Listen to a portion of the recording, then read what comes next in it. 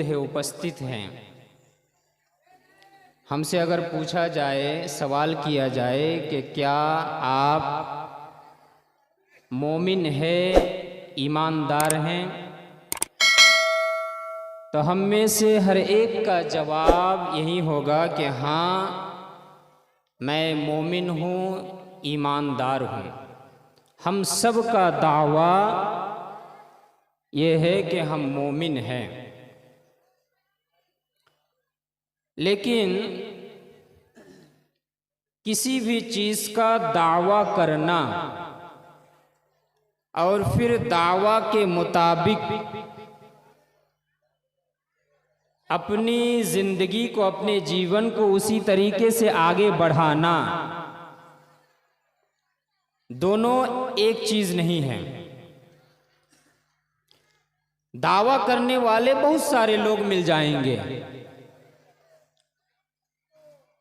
चाय की दुकान में बैठ करके बीड़ी और सिगरेट फूकने वाला वो भी दावा करेगा कि मैं मोमिन हूं।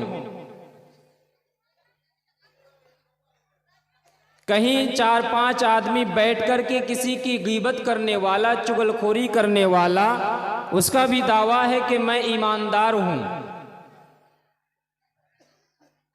5 वक्त में से एक वक्त की भी नमाज नहीं पढ़ता, नमाज का कोई पासो लिहाज नहीं, वो भी दावा करता है कि मैं ईमानदार हूं, मैं मोमिन हूं।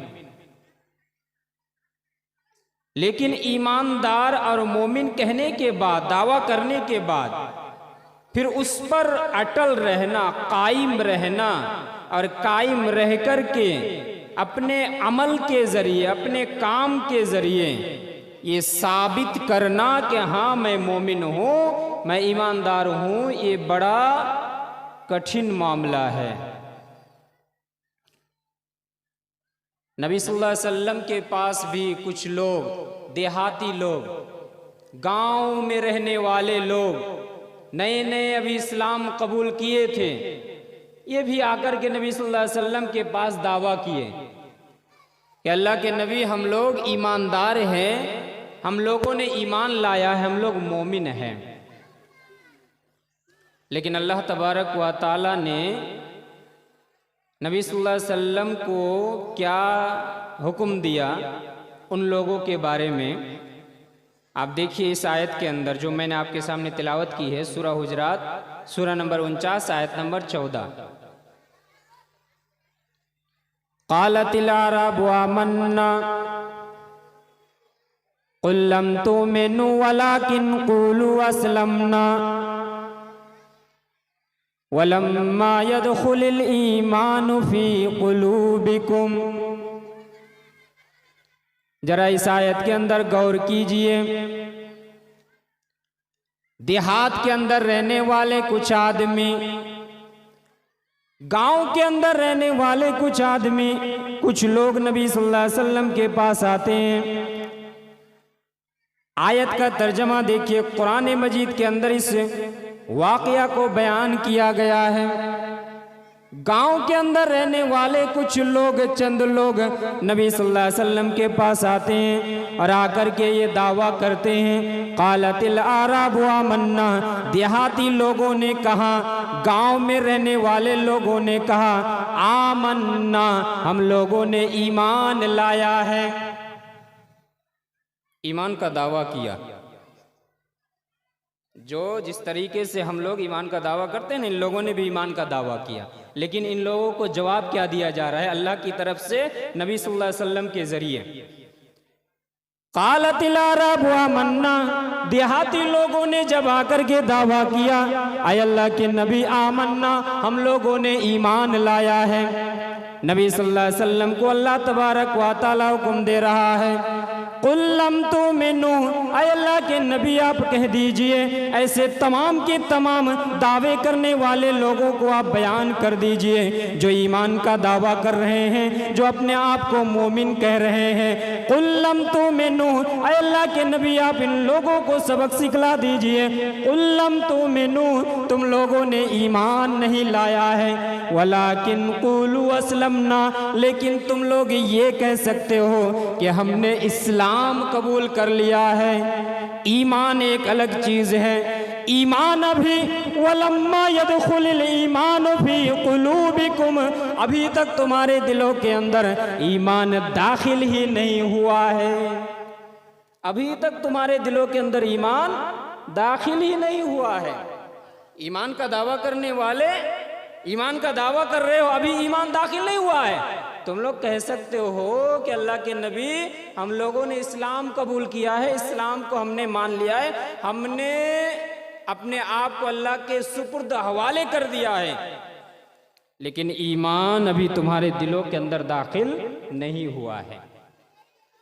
ईमान जब दिल के अंदर दाखिल होता है तो शरीयत का हर काम करना आसान हो जाता है। आप अपने आप को मोमिन भी कहे, ईमान वाला भी कहे, नमाज भी ना पढ़ें।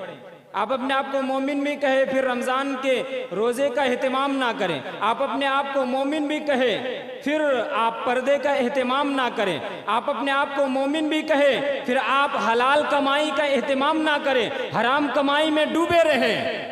चारों तरफ से आप गुनाहों में मुलव्विस लतपत हैं, और फिर अपने आप को मोमिन भी कहे, ये आपके लिए हमारे लिए शोभा नहीं देता। इस आयत के जरिए अल्लाह तबारक व तआला ने इस हकीकत से हमें आगाह किया कि ईमान का दावा करना इतना आसान नहीं है। ईमान वाले पहले बनो, ईमान के काम करने वाले बनो, तब जाकर के ईमान का दावा करो।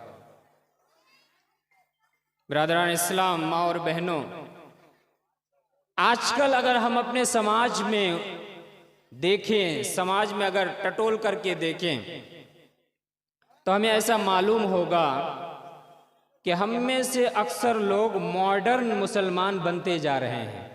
मॉडर्न मुसलमान जानते हैं? मॉडर्न मुसलमान किसे कहा जाता है? जो ये भी कहता है कि मैं कुरान पढ़ता हूं और साथ ही साथ फिर वो हराम कमाई के अंदर भी मुलव्विस है। जो ये कहता है कि मैं कुरान पढ़ती हूं, लेकिन फिर वो वेस्टर्न ड्रेस और वेस्टर्न कल्चर को अपनाई हुई है। यह मॉडर्न मुसलमान। मॉडर्न मुसलमान की मिसाल ये भी है कि आपने अपने बेटे का हैप्पी बर्थडे का पालन किया और फिर अपने बेटे की तस्वीर फेसबुक में पोस्ट किए, और पोस्ट करने के बाद आप लिख रहे हैं अल्हम्दुलिल्लाह आज मेरे बेटे की हैप्पी बर्थडे है, आप लोगों से दरख्वास्त है मेरे बेटे के लिए दुआ कीजिएगा। ये है मॉडर्न मुसलमान। शुरू में अल्हम्दुलिल्लाह, बीच में नाजायज काम जो हैप्पी बर्थडे, ये नाजायज काम, और फिर आखिर में दुआ की दरख्वास्त। मॉडर्न मुसलमान की मिसाल ये भी है कि बॉयफ्रेंड और गर्लफ्रेंड एक साथ तस्वीर शेयर करते हैं, फेसबुक में पोस्ट देते हैं, और देने के बाद वो लिखते हैं कि अल्हम्दुलिल्लाह माशाअल्लाह आज हमारे रिलेशनशिप को 5 साल मुकम्मल हो गया। जो रिलेशनशिप इस्लामी दृष्टि में, इस्लामी नुक्ते नज़र में हराम है, ऐसे रिलेशनशिप को वो प्रमोट कर रहे हैं सोशल मीडिया के जरिए से, और वो लिख रहे हैं कि अल्हम्दुलिल्लाह आज हमारी रिलेशनशिप को 5 साल मुकम्मल हो गया। अल्हम्दुलिल्लाह आज मैं फला कॉन्सर्ट में गया था, अल्हम्दुलिल्लाह आज का डांस का प्रोग्राम बड़ा अच्छा रहा। यह है मॉडर्न मुसलमान। हमारे ही घराने से उठ करके एक गायिका बनती है, एक सिंगर बनती है लड़की, और उसको प्रमोट किया जाता है, और उस पर फखरिया अल्फाज और फखरिया कलिमात बोले जाते हैं, और सोशल मीडिया में उसे कॉन्ग्रेचुलेट किया जाता है, अभिनंदन पेश किया जाता है। ये सारे के सारे मॉडर्न मुसलमानों की मिसाल है। ऐसे मुसलमान बन करके हम नजात नहीं पा सकते, ऐसे मुसलमान बन करके हम मुक्ति नहीं पा सकते, परित्राण नहीं पा सकते। और जानते हैं, एक हदीस के जरिए मैं एक चीज़ आपको समझा रहा हूँ। जो हदीस मैंने आपके सामने पढ़ी है सही बुखारी और सही मुस्लिम की हदीस। सही बुखारी हदीस नंबर 6069 और सही मुस्लिम हदीस नंबर 2990 2990। ये जो हदीस मैंने आपके सामने पढ़ी है बुखारी और मुस्लिम की, उस हदीस का मफहूम क्या है? आज हम लोग मुजाहिर बनते जा रहे हैं। मुजाहिर का मतलब जानते हैं? मुजाहिर का माना होता है कि खुल्लम खुल्ला एलानिया तौर पर डायरेक्टली कोई गुनाह का काम करना। आज हम लोग रील्स बना रहे हैं ना, आज हम लोग डांस करके फेसबुक और इंस्टाग्राम में हम उसको अपलोड देते हैं और व्यूज पाने के लिए, पैसा कमाने के चक्कर में ये जो कर रहे हैं, ये क्या है? मुजाहिर है। मुजाहिर यानी जाहिरी तौर पर एलानिया खुल्लम खुल्ला गुनाह कर रहे हैं। ये जो खुल्लम खुल्ला गुनाह करते हैं, ऐसे लोगों के लिए नबी सल्लल्लाहु अलैहि वसल्लम ने क्या कहा, देखिए, कुल्लु उम्मती मुआफन इल्लल मुजाहिरीन। नबी सल्लल्लाहु अलैहि वसल्लम का साफ लफ्जों में बयान है, ऐ लोगों सुनो, कुल्लु उम्मती मुआफन, मेरी उम्मत में से तमाम के तमाम लोगों को माफ कर दिया जाएगा। अगर आपने कोई गुनाह का काम किया, आपसे कोई गलती हो गई, हमसे भी गलती हो सकती है, आपसे भी गलती हो सकती है, हर एक इंसान से गलती हो सकती है। अगर किसी एक आदमी से गलती हो जाती है, चूक हो जाती है, नबी सल्लल्लाहु अलैहि वसल्लम बयान कर रहे हैं, कुल्लु उम्मती मुआफन, मेरी उम्मत में से तमाम के तमाम लोगों को माफ़ कर दिया जाएगा, इल्लल मुजाहिरीन, लेकिन मुजाहिरीन को माफ़ नहीं किया जाएगा।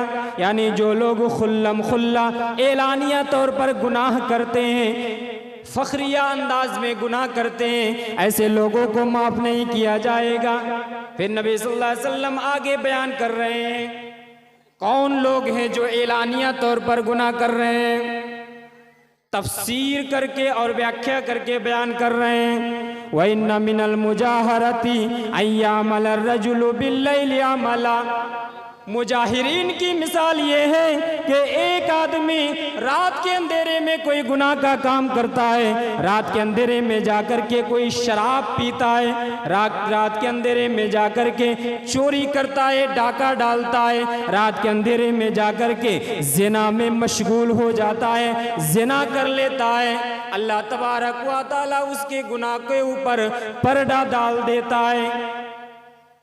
व इन्ना मिनल मुजाहरती अय्यामल रजुलु बिल्लैलि अमला, वो रात में जाकर के गुनाह का काम करता है, सुम्मा युस्बिहु, फिर वो जब सुबह करता है, वक़द सतरहुल्लाहु अलैहि, इस हाल में कि अल्लाह तबारक व तआला ने उसके गुनाह पर पर्दा डाल दिया है। लेकिन ये निकम्मा, ये कमीना इतना बदबख्त है, इतना ये बदमाश है, सुबह होते ही ये अपने दोस्तों अहबाब के सामने, अपने फ्रेंड के सामने जाकर के बयान करता है, या फुलानू अमिलतुल बारिहता कज़ा व कज़ा, ऐ मेरे फला दोस्त सुनो, मैंने रात में ये काम किया है, मैंने रात में ये काम किया है। वक़द बाता यस्तुरुहु रब्बुहु, इस हाल में कि उसने रात गुजारा था, अल्लाह तबारक व तआला ने उसके ऊपर पर्दा डाल दिया था।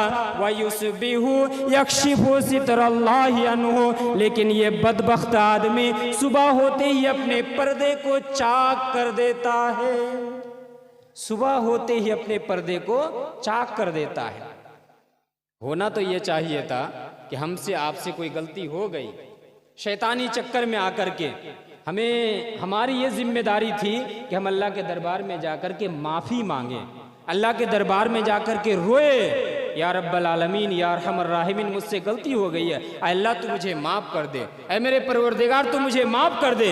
लेकिन ये इतना ढिठ और इतना बदबख्त आदमी है कि अल्लाह ने तो पर्दा डाल दिया, लेकिन ये खुद अपने पर्दे को चाक कर दिया और अपने फ्रेंड सर्कल में जाकर के बयान कर रहा है कि जानते हो रात में मैंने ये फला ब्रांड का शराब पिया है, फखरी अंदाज में, तुम्हें कभी नसीब नहीं होगा, मैंने फला ब्रांड का शराब पिया है, तुम्हें कभी नसीब नहीं होगा, फला लड़की से मैंने ज़िना किया है, तुम उसकी करीब तक नहीं पहुंच सकते, मैंने फला जगह जाकर के चोरी किया है, तुम वहां अपने पैर रखने की ताकत नहीं रख सकते। ये फखरी अंदाज में बयान किया जाता है।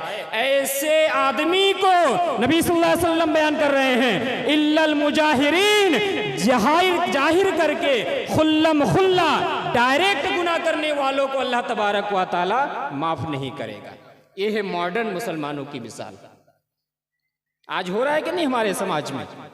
रील्स जो हम बना रहे हैं, डांस जो हम बना रहे हैं, डांस की जो तस्वीर हम अपलोड कर रहे हैं, ये वीडियो जो अपलोड कर रहे हैं और व्यूज पाने के लिए और रुपया पैसा कमाने के लिए, ये भी क्या है? ये मुजाहिरीन है। पूरी दुनिया आपको देख रहे हैं और आप तो ये कह भी नहीं सकते कि मैं ये कोई गलत काम नहीं कर रहा हूँ। आप जो गाना और डांस के ऊपर वीडियो बना करके छोड़ते हैं, रील्स बना करके, क्या आप ये कह सकते हैं एक मुसलमान होकर के कि मेरा ये काम सही है, मेरा ये काम गलत नहीं है, मेरा ये गुनाह का काम नहीं है?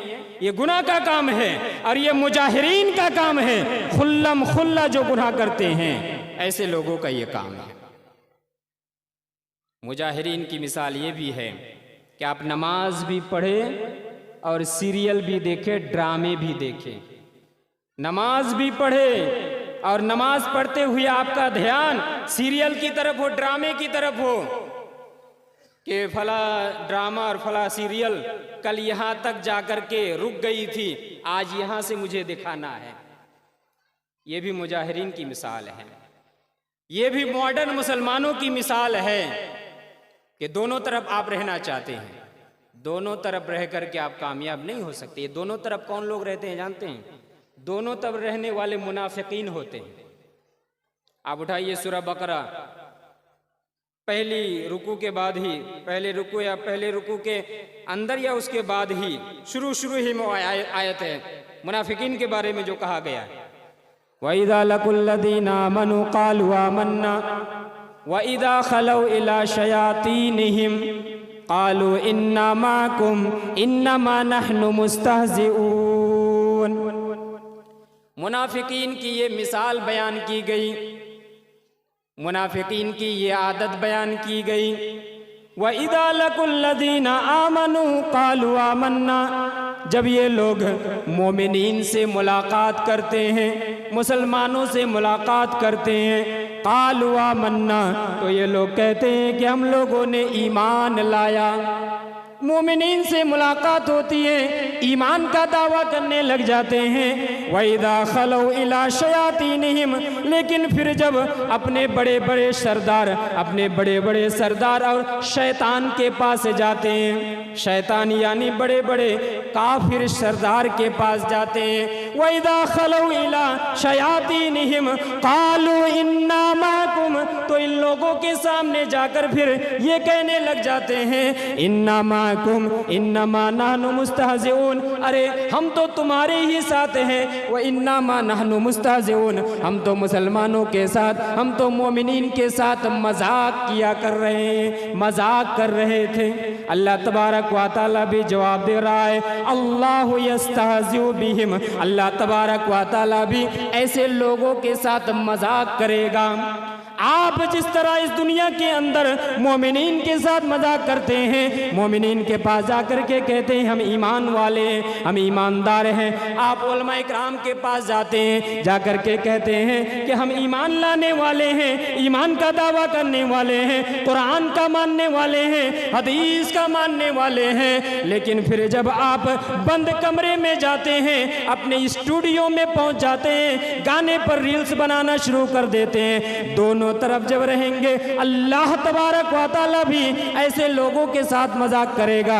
और मेरे भाई और दोस्तों, अल्लाह ताला अगर हमसे मजाक करने लग जाए, आपसे मजाक करने लग जाए, तो फिर आपका क्या अंजाम हो सकता है, हमारा क्या अंजाम हो सकता है, वो कहने की जरूरत नहीं है। अल्लाह ताला जब क़यामत के दिन हमसे मजाक करने लग जाएगा, हमारे हाथ में जब नामाए आमाल पकड़ाएगा, एक एक आदमी अपने नामाए आमाल को लेकर के ताज्जुब के मारे कहेगा, जो सूरह काफ के अंदर अल्लाह तबारक व तआला ने इसका नक्शा खींचा है, माले हाज़ल किताब ला युगादिरु सगीरतन वला कबीरा इल्ला अहसाहा। एक बंदा, मैं या आप, अपने नामाए आमाल को जब हाथ में दे दिया जाएगा, नामाए आमाल को लेकर के ताज्जुब के मारे हमारी जुबान से ये जुमला निकलेगा, माले हाज़ल किताब, हाय हाय ये कैसी नामाए आमाल है, ये कैसी किताब है। माली हाज़ल किताब ला युगादिरु सगीरतन वला कबीरा, मेरे छोटे छोटे चीजों को भी ना छोड़ा, ना बड़ी बड़ी चीजों को भी ना छोड़ा। अरे मैंने ये भला गुनाह का काम किया था, मैंने कभी सोचा भी नहीं कि ये गुनाह का काम इसको अल्लाह तबारक व तआला मेरे नामाए आमाल में लिख करके रखेगा। मैंने इसे बड़ा मामूली समझा था, मैंने बड़ा छोटा गुनाह समझा था, लेकिन मैं तो आज देख रहा हूँ इस गुनाह को भी अल्लाह तबारक व तआला मेरे नामाए आमाल में लिख करके रखा है। एक बंदा एक छोटा सा अच्छा काम किया होगा, एक छोटी सी नेकी का काम किया होगा, वो भी जब अपने नामाए आमाल में देखेगा वो भी मारे ताज्जुब के कहेगा मैंने इस नेकी के काम को बड़ा मामूली समझा था, छोटा समझा था। मैंने सोचा, मेरे तसव्वुर में कभी नहीं आया कि अल्लाह तबारक व तआला इसको लिख करके रखेगा, इसका भी बदला मुझे देगा। लेकिन मैं आज देख रहा हूँ मेरे नामाए आमाल में इसको भी लिख करके रखा है। कहने का मकसद, अगर अल्लाह तबारक व तआला हमसे और आपसे मजाक करने लग जाए, अल्लाह अगर किसी बंदे से मजाक करने लग जाए, हमारा क्या अंजाम हो सकता है हम सोच भी नहीं सकते, हमारा वो कॉन्सेप्ट भी नहीं आ सकता। इसलिए दुनिया में हम लोगों को धोखा देना बंद करें, लोगों से मजाक करना बंद करें, दो रुख और दो चेहरा दिखाना बंद करें। दो रंगी छोड़ दे एक रंगी बन जा, दो रंगी छोड़ दे एक रंगी बन जा, सरासर मोम या संग बन जा, जो बनना है एक बने। अगर दोनों लेकर के चलेंगे ना आपको दुनिया मिलेगी ना आखिरत मिलेगी। और मोमिनीन की तो जिंदगी है कि दुनिया मिले या ना मिले आखिरत संवर जाए। तो ये जो दो चेहरा लेकर के हम चलते हैं ना लोगों के सामने अच्छा, और फिर ढटाई के साथ हम गुनाह के भी काम करते हैं, ये मुनाफिकीन की अलामत है। ईमान को साबित करते हैं, जाहिर करते हैं, और अंदर अंदर ईमान कुफ्र को छुपाए रखते हैं अंदर। आज हम इस तरह मॉडर्न मुसलमान बनते जा रहे हैं। मैं जो बयान कर रहा था कि सीरियल, ड्रामे, नमाज भी पढ़ रहे हैं, फिर हमारा ध्यान है कि कब नमाज खत्म हो और मैं फला सीरियल और ड्रामे को देखूं, वक्त खत्म ना हो जाए, मेरा वो एपिसोड खत्म ना हो जाए, वो एपिसोड मेरा मिस ना हो जाए मुझसे। ये है मॉडर्न मुसलमानों की मिसाल। हैप्पी एनिवर्सरी का पालन करे और उसको फखरी अंदाज में आप पोस्ट भी दे, ये मॉडर्न मुसलमानों की मिसाल है। हैप्पी बर्थडे का भी पालन करे और फखरी अंदाज में आप पोस्ट दे, ये मॉडर्न मुसलमानों की मिसाल है। अरे जो लोग ईद मिलादुन नबी का पालन करते हैं, चीखते हैं, चिल्लाते हैं, उस पर तो हम बड़ा बुरा भला कहते हैं, लेकिन खुद जब हम अपने बेटे के हैप्पी बर्थडे का पालन करते हैं, अपनी बेटी के हैप्पी बर्थडे का एहतमाम करते हैं, जब हम अपनी बीबी के साथ सालगिरह मनाते हैं, तब हमारा ईमान कहाँ जाता है, तब हमारा इस्लाम कहाँ जाता है, तब हमारा तकवा और परहेजगारी कहाँ जाती है। वो चीखते हैं, चिल्लाते हैं, वो गलत है, लेकिन हम जो पोस्ट देते हैं और हम जो साबित करने की कोशिश करते हैं कि ये भी एक बड़ा अच्छा काम है, तब हमारा ईमान कहाँ जाता है। ये जो सीरियल और ड्रामे हैं ना, इसके बहुत सारे नुकसानात हैं। शरई नुक्ता नज़र से, शरीयत की रोशनी में इसके बहुत सारे नुकसानात हैं। एक नुकसान क्या है? वक्त का जिया, वेस्ट ऑफ टाइम, टाइम बर्बाद होता है, वक्त बर्बाद होता है इसमें। सीरियल के चक्कर में बहुत सारी माँ और बहनें क्या करती हैं, अपने बेटों, अपने बेटियों की सही तरीके से परवरिश और तरबियत नहीं कर पाती। एक माँ अगर अपनी बेटी अपने बेटे को कहे सीरियल चला करके सीरियल देखने बैठ जाए और अपनी बेटी को कहे जाओ बैठ करके पढ़ाई करो, खुद सीरियल देख रही है और अपने बेटे को कहे जाओ बैठ करके पढ़ाई करो, वो बेटा पढ़ाई करेगा? कभी नहीं करेगा। आप खुद सीरियल देखें और अपने बेटे को पढ़ने के लिए कहें, वो आपका बेटा कैसे पढ़ाई कर सकता है? और आप जो काम कर रहे हैं उसका असर, उसका प्रभाव आपके बेटे के ऊपर नहीं पड़ेगा। हम में से बहुत सारे लोग ये शिकायत करते, कहते हैं जब हम में से किसी का बेटा, किसी की बेटी अगर गाली देने लगते हैं तो हम में से बहुत सारे माँ बाप क्या कहते हैं, अरे हमने कभी नहीं सिखाया अपने बेटे को गाली देना। हाँ ज़रूर आपने नहीं सिखाया, लेकिन इनडायरेक्टली आपने सिखाया है।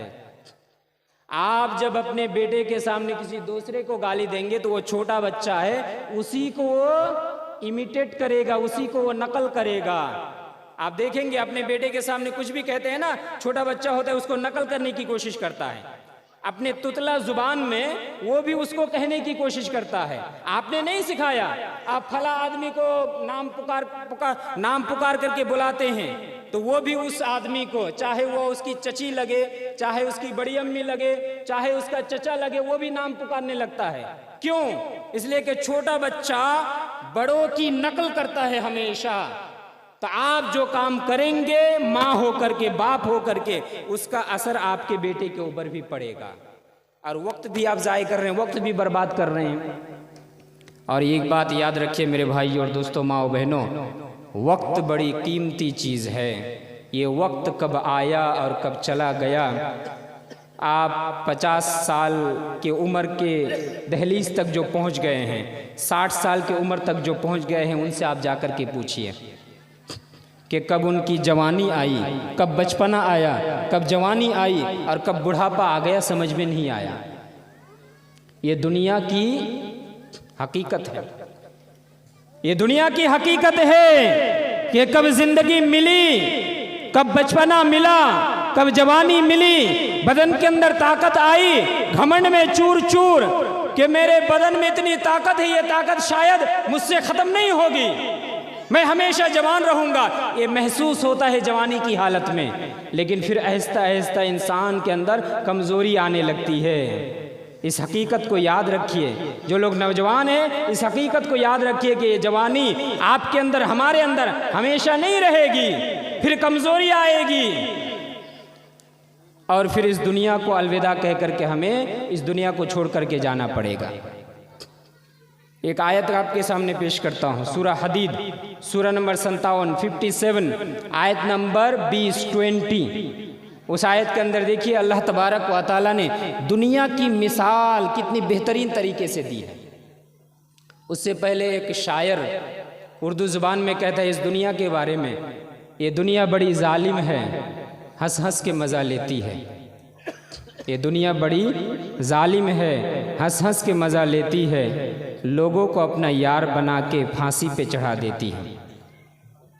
यानी ये लोगों को यार बना के, आप जब दुनिया की लालच में पड़ जाएंगे मुकम्मल तौर पर, सिर्फ और सिर्फ आप दुनिया दुनिया दुनिया करेंगे, तो ये दुनिया आपको बर्बाद करके रख देगी, फांसी पे चढ़ा देती है। मतलब क्या है? आपकी आखिरत बर्बाद हो जाएगी, आपको जहन्नम में जाना पड़ेगा, यही है फांसी पे चढ़ा देती है। देखिए अल्लाह तबारक व तआला ने सूरह हदीद, सूरह नंबर 57, आयत नंबर 20 के अंदर दुनिया की मिसाल कितनी बेहतरीन तरीके से दी है। मैं आप लोगों की थोड़ा तवज्जो चाहूँगा इस आयत को, जब मैं बयान कर रहा हूँ गौर से सुनिए और समझिए। बेहतरीन अंदाज में अल्लाह तबारक व तआला ने समझाया है। मेरा आपका किसी आलिम का यह कौल नहीं है, बल्कि अल्लाह तबारक व तआला का कलाम है।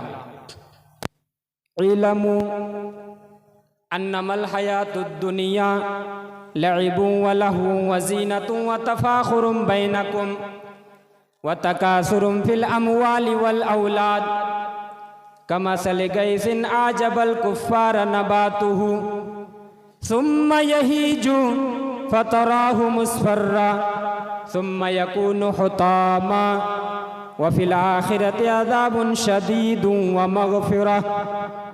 व मग़फ़िरतुम मिनल्लाहि व रिज़वान व मल हयातुद दुनिया इल्ला मताउल गुरूर। इस आयत के अंदर अल्लाह तबारक व तआला ने दुनिया की हकीकत को बयान कर दिया है। ज़रा सुनिए इस आयत का माना और मतलब। इल्मु, ऐ दुनिया में बसने वाले अच्छी तरीके से जान लो, सुन लो, अन्नमल हयातुद दुनिया, कि ये दुनिया भी ज़िंदगी, ये दुनिया की जो लाइफ है, ये दुनिया का जो जीवन है, लइबुन व लहवुन, खेल और तमाशा है। इस दुनिया के अंदर आकर हम खेल और तमाशा करते हैं। व ज़ीनतुन व तफ़ाख़ुरुन बैनकुम, और दुनिया भी ज़िंदगी ये है कि हम रुपया पैसा धन दौलत को लेकर के एक दूसरे के ऊपर फख्र करते हैं। वज़ीनतुम व तफ़ाखुरुम बैनकुम, अपनी खूबसूरती को दूसरे के ऊपर बयान करने की कोशिश करते हैं। एक आदमी अपनी बनावट और अपनी खूबसूरती को दूसरे आदमी के सामने बयान करके फ़ख्रिया अंदाज में बयान करते हैं। व तकासुरुम फिल अमवाली वल औलाद, दुनियावी ज़िंदगी तो एक है कि एक आदमी जब उनकी औलाद की तादाद ज़्यादा हो जाती है, वो अपनी औलाद की संख्या और तादाद को लेकर के घमंड करता है, तकब्बुर करता है, गुरूर करता है। मेरे पास ज़्यादा लाठी है। वह फिलामुआल, धन दौलत को लेकर के वो गुरूर करता है। आगे अल्लाह तबारक व तआला ने इस दुनिया की मिसाल को बयान किया, कमसली गैसिन आजबल कुफ्फार नबातु। ऐ लोगों सुनो, इस दुनिया की मिसाल ये है कि आसमान से अल्लाह तबारक व तआला मिसाल बयान कर रहा है, आसमान से बारिश बरसती है, आसमान से पानी नाजिल होता है, बारिश होती है, बारिश होने की वजह से आजबल कुफ्फार नबातुहु, बारिश जब होती है ज़मीन नम हो जाती है, ज़मीन भीग जाती है, और जब ज़मीन भीग जाती है उस ज़मीन से पैदावार होने लगता है, पेड़ पौधे निकलने लगते हैं, धान और गेहूं के फसल वगैरह निकलने लगते हैं। इस पौधे को निकलने की वजह से जो किसान लोग हैं, काश्तकार करने वाले हैं, इन लोगों को खुशी हो जाती है। उनके चेहरे में एक खुशी के आसार, चेहरे के अंदर एक रौनक आ जाती है कि ये ज़मीन के अंदर पैदावार हो गई। ज़मीन के अंदर जब पैदावार हो जाती है, आजबल कुफ्फार नबातुहु सुम्मा यहीजु, फिर वो पौधा आहिस्ता आहिस्ता बड़ा होने लगता है। ज़रा गौर कीजिए, अल्लाह तबारक व तआला कितने बेहतरीन तरीके से इस मिसाल को बयान कर रहे हैं। एक ही बात दीगरे, जो पौधा निकलता है, चाहे वो पेड़ हो, दरख्त हो, धान और गेहूं वगैरह का पौधा हो, ये जो निकलता है, निकलने के बाद फिर क्या होता है, फिर क्या होता है, और इंसान की ज़िंदगी कैसी है, दोनों को आप कंपेयर कीजिए, मुआजना कीजिए, आपको समझ में आएगा। सुम्मा यहीजु, फिर वो पौधा निकलने के बाद वो पौधा आहिस्ता आहिस्ता बड़ा होने लगता है। अभी पौधा निकला, ये बचपने की हालत में है। अब इंसान की ज़िंदगी भी देखिए, हम में से हर कोई इंसान अपने माँ के पेट से निकलते हैं। मेरी माँ मुझे जन्म दिया, आपको जन्म दिया, अल्लाह ताला ने हमें पैदा किया, बचपने की हालत में है। ये पौधा भी अभी ज़मीन से निकला, बचपने की हालत में है। सुम्मा यहीजु, फिर ये पौधा आहिस्ता आहिस्ता बड़ा होने लगता है। ये पौधा जब बड़ा होने लगता है, हमारी ज़िंदगी भी है, बचपन से हम भी बड़ा होने लगते हैं, हमारे अंदर भी ताकत आने लगती है। सुम्मा यहीजु फतराहु मुस्फर्रा, फिर ये पौधा बड़ा होते होते जवानी की हालत में आ जाती है। एक दरख्त में पेड़ में आम लगा हुआ है, वह आम के अंदर एक जर्दी आ जाती है, एक पीलापन आ जाता है, खाने के लायक हो जाता है। वो भी पौधा, वो भी फल जवानी की हालत में आ जाता है, इंसान भी जवान होने लगता है।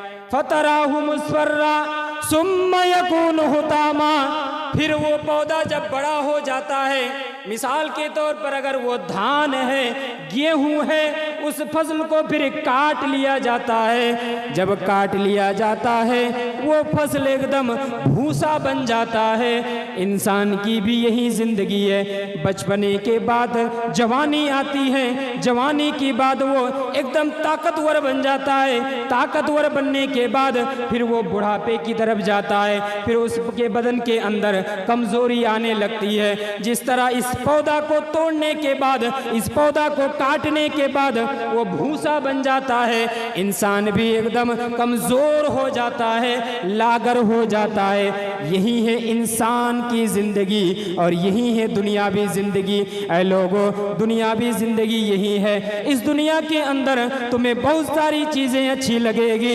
ये दुनिया तुम्हें अपनी तरफ खींचने की कोशिश करेगी। ये दुनिया तुम्हें बड़ी ही भाएगी। इस दुनिया की लालच में तुम अपने आप को मस्त मगन कर दोगे। लेकिन याद रखना, व फिल आखिरती अदाबुन शदीदुन व मगफिरतुम मिनल्लाहि व रिज़वान। ऐ लोगों, इस दुनिया को छोड़ करके अल्लाह के दरबार में जाना है और अल्लाह के दरबार में जा करके या तो तुम्हें अजाब से दो चार होना पड़ेगा या तो तुम्हें बख्शिश ही बख्शिश मिलेगी। अजाब मिलेगा या तो बख्शिश मिलेगी। अजाब किनको मिलेगा?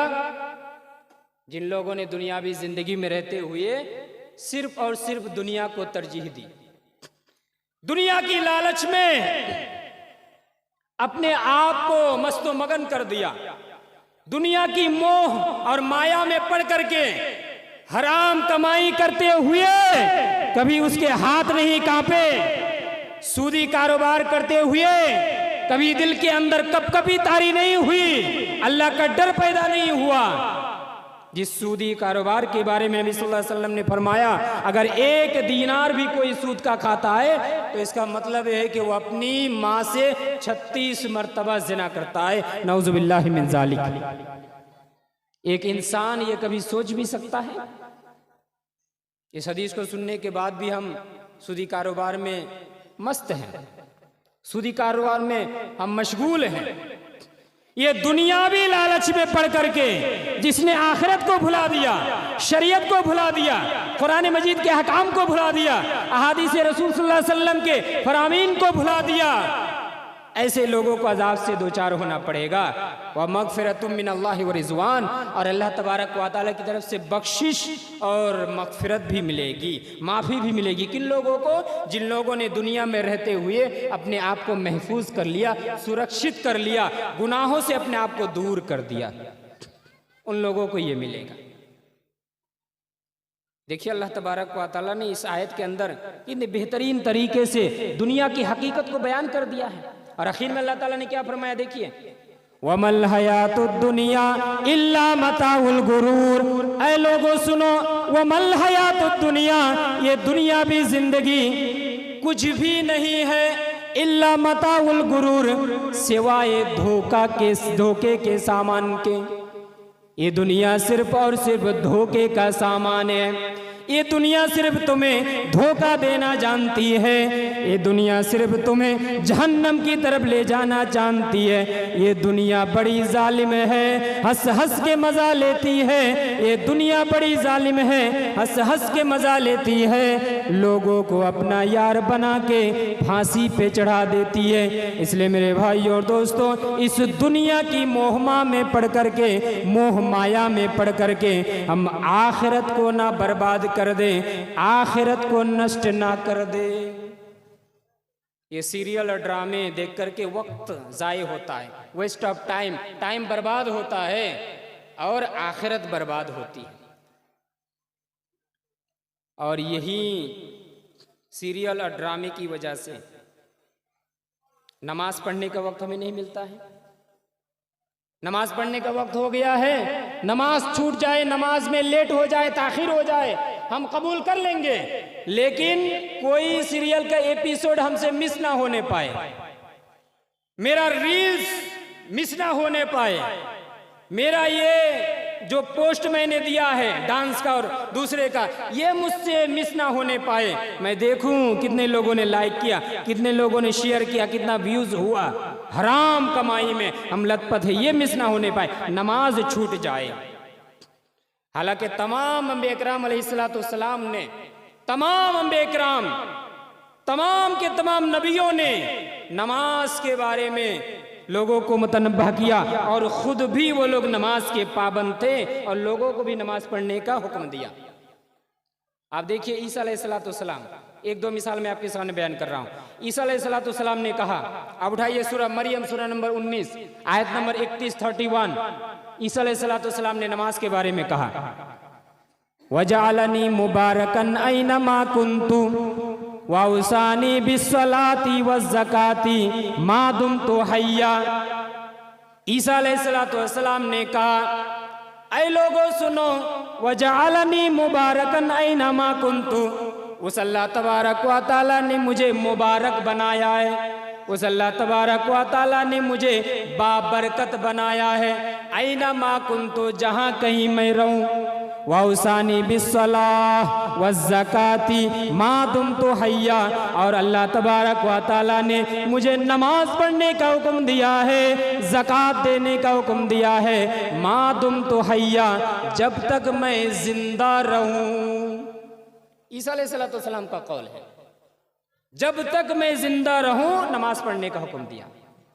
आगे बढ़िए, इब्राहिम अलैहिस्सलाम ने कहा, आप उठाइए सूरा इब्राहिम, सूरा नंबर 14 आयत नंबर 37 रब्बी इन्नी अस्कन्तु मिन ज़ुर्रियती बिवादिन गैरि ज़ी ज़रअन इंद बैतिकल मुहर्रम रब्बना लियुकीमुस्सलाह। इब्राहिम अलैहिस्सलाम ने कहा, ऐ मेरे परवरदिगार, ऐ मेरे पालनहार, ऐ अल्लाह रब्बुल आलमीन, मैं अपने औलादों में से चंद कुछ औलाद को, यानी इस्माईल अलैहिस्सलाम को, एक बेआब हो गया ज़मीन में जहाँ ना पानी का इंतज़ाम है ना खाने का इंतज़ाम है, मैं ऐसी जगह छोड़ करके जा रहा हूँ। इंद बैतिकल मुहर्रम, बैतुल्लाह के पास। जब इब्राहिम अलैहिस्सलाम इस्माईल अलैहिस्सलाम अपने पुत्र, अपने बेटे को छोड़ करके जा रहे थे बैतुल्लाहिल हराम, उसके आसपास कोई भी खाने का इंतज़ाम ना था, ना पानी का इंतज़ाम था। वो कह रहे हैं, अल्लाह मैं बेआब हो गया ज़मीन में, अपने बेटे को छोड़ करके जा रहा हूँ। क्यों छोड़ करके जा रहा हूँ? मेरा मकसद ये है, रब्बना लियुकीमुस्सलाह, ऐ मेरे परवरदिगार, मेरा मकसद ये है कि मेरी ये औलाद और इन औलाद को मानने वाले जितने भी लोग हों, ये नमाज कायम करे, सलात कायम करे। फजअल अफीदतम मिनन्नास तहवी इलैहिम। इब्राहिम अलैहिस्सलाम ने ये भी दुआ की, ऐ मेरे परवरदिगार, मैं इस सरजमीन में अपने बेटे इस्माइल को छोड़ करके जा रहा हूँ, वो नमाज कायम करे। और आय अल्लाह, तेरी रहमत ये होनी चाहिए, तेरा फजल ये होना चाहिए कि लोगों में से कुछ लोग मेरे बेटे इस्माइल की पैरवी करने वाले बन जाए, इत्तिबा करने वाले बन जाए, मेरे बेटे इस्माइल के फॉलोअर्स बन जाए, इनको फॉलो करने वाले बन जाए। और आय अल्लाह, मैं तुझसे ये भी दुआ कर रहा हूँ, वरज़ुक़हुम मिनस्समराती लअल्लहुम यशकुरून। ऐ अल्लाह, इन लोगों को तू मुख्तलिफ किस्म के फल और मेवे के ज़रिए से रिज़्क़ देते रहना, ताकि ये लोग शुक्रिया अदा करे। आज ये जो बैतुल्लाहिल हराम का जो मंजर हम देख रहे हैं, हज करने के मौके पर हम जाते हैं, जाकर के देखते हैं, वहाँ ना पानी की कमी है, ना खाने की कमी है, ना रहने की कमी है, हर एक चीज का इंतजाम है। जमजम का इंतजाम, जमजम का बंदोबस्त अल्लाह तबारक व तआला ने कर दिया। ये किसकी बदौलत? इब्राहिम अलैहिस्सलाम की दुआ की बदौलत, और इब्राहिम अलैहिस्सलाम के बेटे इस्माइल और बहुत सारे लोगों के नमाज पढ़ने की वजह से। इब्राहिम अलैहिस्सलाम ने दुआ की, रब्बना लियुकीमुस्सलाह, ऐ हमारे परवरदिगार, हमारी ये औलाद नमाज कायम करने वाले बन जाए। ये नमाज की फजीलत और नमाज की बरकत है कि आज बैतुल्लाहिल हराम का ये मंजर है। आज हम नमाज नहीं पढ़ते हैं और अपने आप को कहते हैं कि हम मुसलमान हैं, हम मोमिन हैं, ईमान का दावा करते हैं। नमाज नहीं पढ़ते हैं और फिर हम चीखते हैं, चिल्लाते हैं, और घर में बैठ करके हम सऊदी अरब को गाली देते हैं, नौजुबिल्लाह।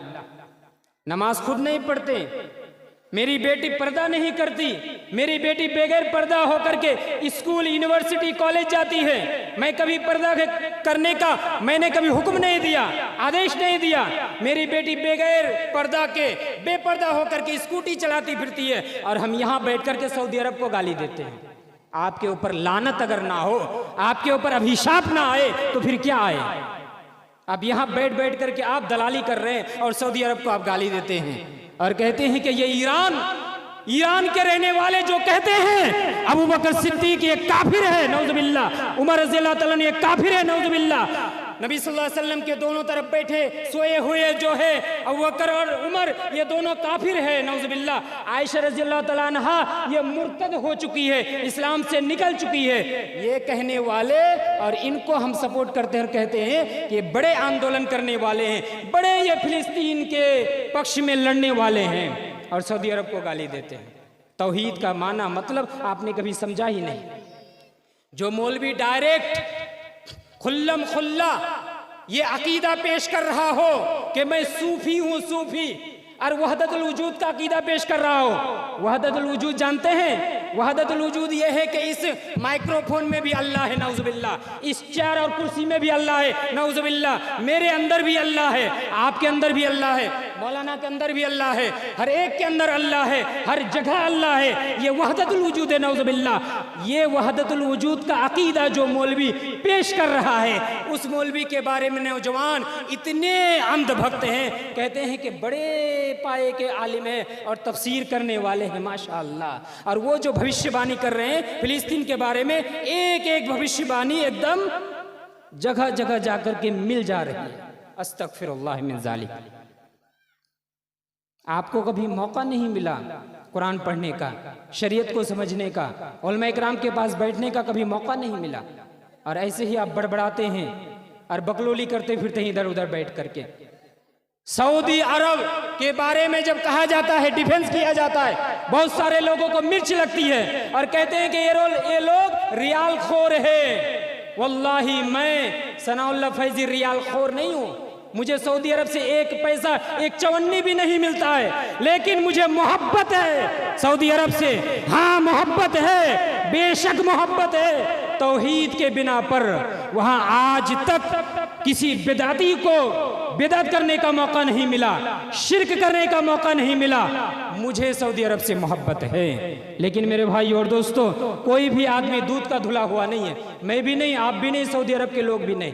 गलतियां हो सकती है, लेकिन आज भी वहाँ तौहीद कायम है। आज भी वहाँ नबी सल्लल्लाहु अलैहि वसल्लम के कब्र के पास जाकर के लोगों को अगर मौका मिल जाए, कब्र से नबी सल्लल्लाहु अलैहि वसल्लम को निकाल दे, अगर मौका मिल जाए तो मिट्टी को उखाड़ उखाड़ करके ले आ जाए। लेकिन सऊदी अरब के सरकार की ये देन है कि वहाँ पुलिस को मुतय्यन कर दिया गया है। वहाँ जाकर के ना सजदा कर पाते हैं, वहाँ जाकर के ना शिरकिया काम कर पाते हैं। इस बिना पर मुझे सऊदी अरब से मोहब्बत है। ईरान से मुझे नफरत है, बिल्कुल नफरत है, वल्लाही नफरत है। जो लोग अबू बकर सिद्दीक को काफिर कहे, ऐसे लोगों को तो कत्ल करना चाहिए। ऐसे लोगों से नफरत क्यों ना हो जो कहे कि अबू बकर सिद्दीक काफिर है।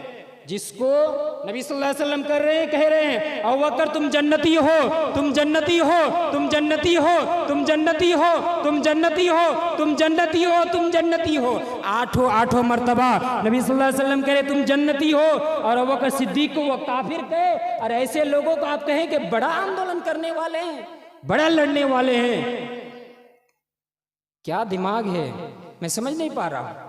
कैसा जहन है आप लोगों का, और क्या खा करके आप लोग तकरीर वगैरह सुनते हैं। और कोई भी एक मौलवी आते हैं, उसकी तकरीर को सुन करके हम अंधभक्त बन जाते हैं।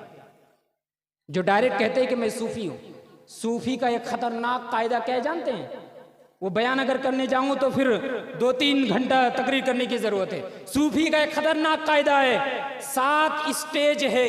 अगर 7 स्टेज को आप पार कर ले तो आपको इबादत करने की जरूरत नहीं है, नौजुबिल्लाह। जानते हैं, आपको नमाज पढ़ने की जरूरत नहीं है। क्यों? इसलिए कि आपने 7 स्टेज को पार कर लिया। अब अल्लाह के पास जाकर के आप अल्लाह के अंदर दाखिल हो गए। क्या अल्लाह को नमाज पढ़ने की जरूरत है? तो आपको भी नहीं है। ये वो लोग कहते हैं। ये फिर ये गलत मत समझिएगा कि मौलवी साहब ने कह दिया कि नमाज पढ़ने की जरूरत नहीं है। ये वो लोग कहते हैं, और इसी सूफी इज्म को वो एकदम डायरेक्ट खुल्लम खुल्ला बयान करते हैं। और ऐसे मौलवी को हम कहते हैं कि बड़े मुफस्सिर हैं और तफसीर करने वाले हैं। मेरे भाई और दोस्तों, ये मॉडर्न मुसलमान होना बंद कीजिए, 2 चेहरे वाले मुसलमान होना बंद कीजिए, शरीयत को समझने वाले बने। उलमा इकराम के पास बैठें, उलमा इकराम से तालीम सीखें, उलमा इकराम के बयान को आप सुनिए, तब जाकर के आपको पता चलेगा कि इस्लाम क्या है, इस्लाम की हक्कानियत क्या है, इस्लाम का माना और मतलब क्या है। अंध भक्ति में आप किसी को गाली देने के लिए एकदम उतावला मत हो जाइए और इस दुनिया की हकीकत को समझिए कि ये दुनिया कब आई और कब चली गई, कब आएगी और कब चली जाएगी, आपको हमें कभी पता भी नहीं चलेगा। इसलिए इस दुनिया की मोह माया में हम पढ़ करके आखिरत को ख़त्म करने की कोशिश ना करें। जो मैं बयान कर रहा था, ये जो सीरियल और ड्रामे हैं, इसमें वक्त ज़ाये होता है, इसमें नमाज पढ़ने का मौका नहीं मिलता है। इसी सीरियल की वजह से गैर इस्लामी मवाद को पेश किया जाता है। एक मिसाल मैं आपको दूं, ये जो मूवीज़, फिल्म और सीरियल है ना, इसके ज़रिए से कितना खतरनाक अकीदा के ताल्लुक से कितना खतरनाक गाना बनाया जाता है और उन गानों को हम गुनगुनाते हैं। आजकल तो कहीं भी डीजे वगैरह बजता रहता है और गाना ज़ुबानी याद करने की ज़रूरत नहीं है, वो तो ऐसे भी सुन सुन करके समझ में आ जाता है। एक गाना कुछ दिन पहले बहुत चल रहा था और उसके अंदर कितना खतरनाक अकीदा है। मैं अकीदा को समझाने के लिए वो जुमला इस्तेमाल कर रहा हूँ। क्या गाना चल रहा था, जरा गौर से सुनिए। तुझ में रब दिखता है यारा मैं क्या करूं, सजदे सर झुकता है यारा मैं क्या करूं। ये कितना खतरनाक गाना है, आपको मालूम है कितना खतरनाक है ये गाना। अगर कोई आदमी, कोई इंसान दिल से गा दे, वो मुसलमान नहीं रह सकता, मुसलमान नहीं रह सकता। कैसे? इसके अंदर भी वहदतुल वजूद का अकीदा है और इसके अंदर भी शिर्क है। एक प्रेमिक अपने प्रेमिका से कह रहा है कि तुम्हारे अंदर रब दिखाई दे रहा है।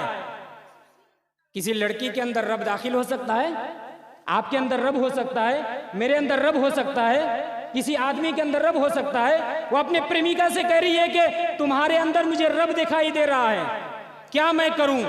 तुम्हारे सामने जब रब दिखाई दे रहा है तो रब को तो सजदा करना चाहिए, इसलिए मैं तुम्हारे सामने सजदा में गिर जाता हूं।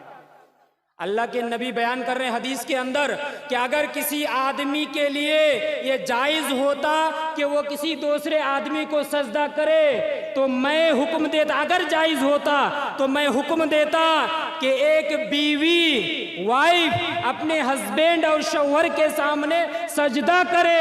शौहर की ये अहमियत है, लेकिन चूंकि ये जायज़ नहीं है इसलिए मैं ये हुक्म देने से कासिर हूँ, मैं हुक्म नहीं दे सकता।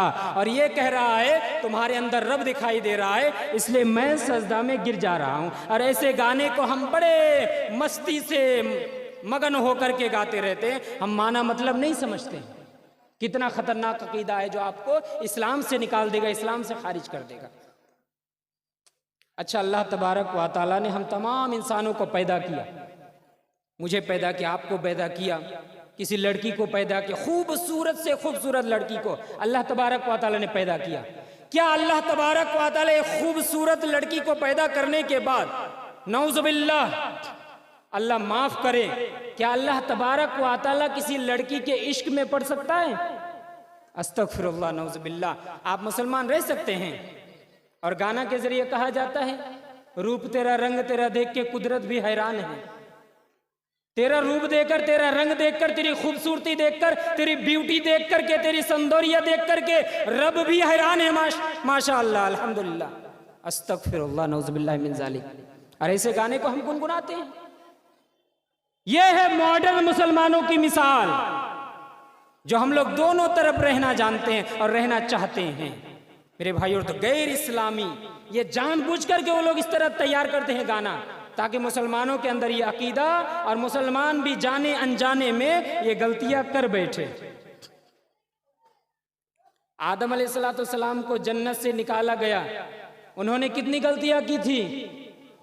एक गलती, एक। क्या गलती? दरख्त के करीब मत जाओ, दरख्त के करीब मत जाओ। अल्लाह तबारक व तआला ने आदम अलैहिस्सलाम को पैदा करने के बाद तमाम फरिश्तों से कहा और इब्लीस से भी कहा कि आदम को सजदा करो। तमाम फरिश्तों ने सजदा किया, इब्लीस ने सजदा नहीं किया। अल्लाह ताला ने पूछा क्यों सजदा नहीं किया? कहने लगा कि अना खैरुम मिन्हु खलक़तनी मिन नारिन व खलक़तहु मिन तीन, मैं उससे बेहतर हूँ आदम से। ऐ अल्लाह तूने मुझे आग से पैदा किया, आदम को मिट्टी से पैदा किया। आग की सिफत यह है कि आग ऊपर उठती है, मिट्टी नीचे गिरती है। मैं अफजल हूँ आदम से, मैं अफजल होकर के आदम को कैसे सजदा कर सकता हूँ? अल्लाह ताला ने कहा कि मैं हुक्म दे रहा हूँ और मेरे सामने तू तकब्बुर कर रहा है, तू मेरे सामने लॉजिक पेश कर रहा है। अल्लाह तबारक व तआला ने कहा कि भागो, मेरे दरबार से भागो। धुतकारा गया, भगाया गया। एक गलती की वजह से आदम अलैहिस्सलाम को जन्नत से निकाला गया। और आज हमें गानों के जरिए सिखाया जाता है यही उम्र है, तू कर ले गलती से मिस्टेक। हाँ, आज हमें गानों के जरिए सिखाया जाता है कि अभी जवानी है, जवानी दीवानी होती है, मस्तानी होती है, अभी गलती नहीं करोगे, अभी मस्ती नहीं करोगे, अभी दीवानापन नहीं करोगे, अभी गुनाह नहीं करोगे तो कब करोगे? बूढ़ा होकर के करोगे, जब ताकत नहीं रहेगी।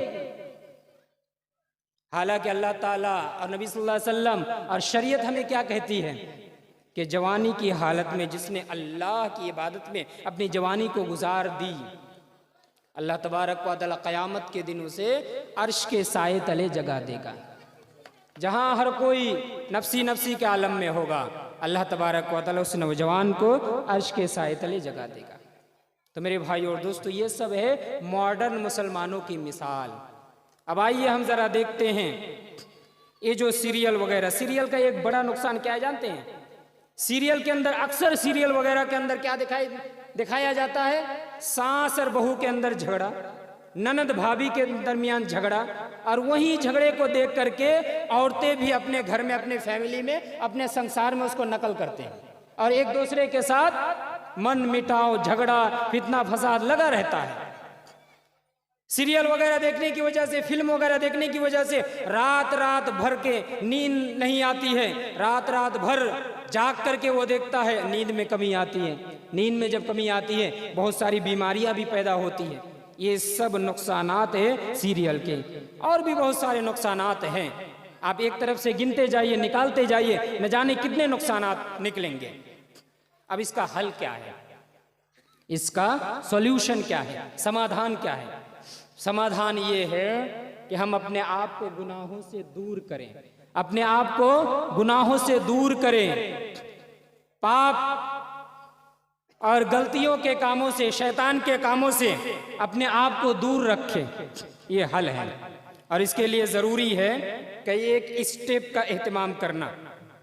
नंबर 1, ईमान और अमल। ईमान और अमल, इसको आपने बहुत सारी जगह सुना होगा कि ईमान और अमल, ईमान लाना और अमल करना। लेकिन ये मामूली नहीं है मेरे भाई और दोस्तों। आप ज़रा गौर से इसको सुनिए और समझिए।